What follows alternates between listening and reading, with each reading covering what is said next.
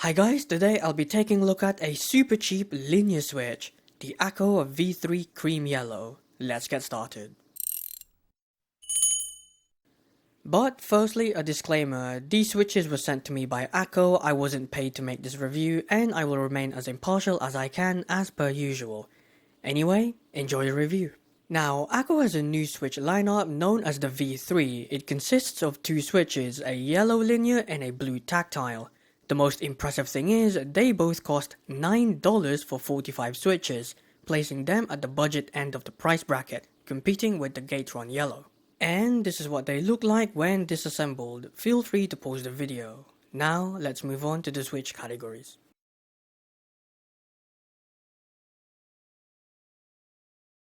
On-center key presses are very smooth with only hints of scratchiness at slower key presses. Off-center key presses, however, are noticeably scratchier at slower to medium key presses but still quite smooth at faster key presses. Additionally, I can hear some scratchiness when typing in a quiet room. Overall, for a switch at this price point, it's impressive, but they could do with a bit more refining. 7 out of 10. Now, according to Akko, these switches have an actuation force of 50 grams at 1.9mm and a bottom out force of 58 grams at 3.5mm.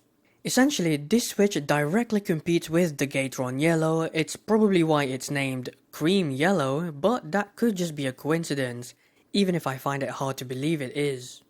Now, onto the weighting side of things, I can tell you that these are very similar to the Gateron Yellow.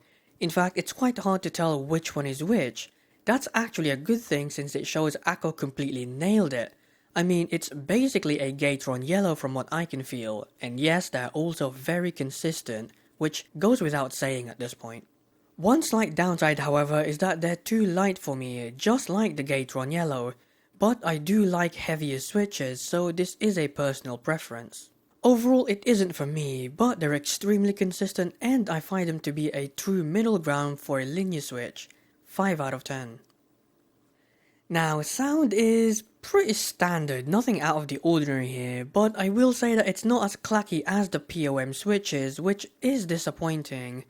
But this is likely due to the fact that this switch has a PC top housing and a PE bottom housing, instead of the all-around POM, so I guess that's your compromise. Overall, they aren't bad, decent even, but nothing noteworthy. 6 out of 10. Now, take a listen and enjoy.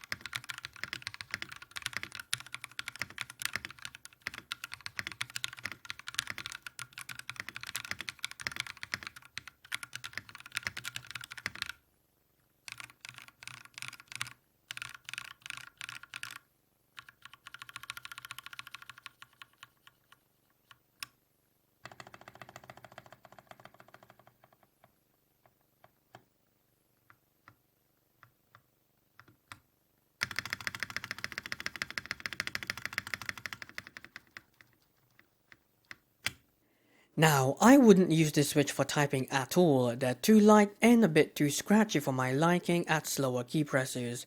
But I will say that they are very consistent in their weighting delivery, which is pretty much an Akko staple by now. Also, for the record, the shorter travel distance didn't affect me at all. This felt like typing on a full travel switch, just in case you were wondering. Overall, they wouldn't be my daily driver anytime soon, but they get the job done. 5 out of 10.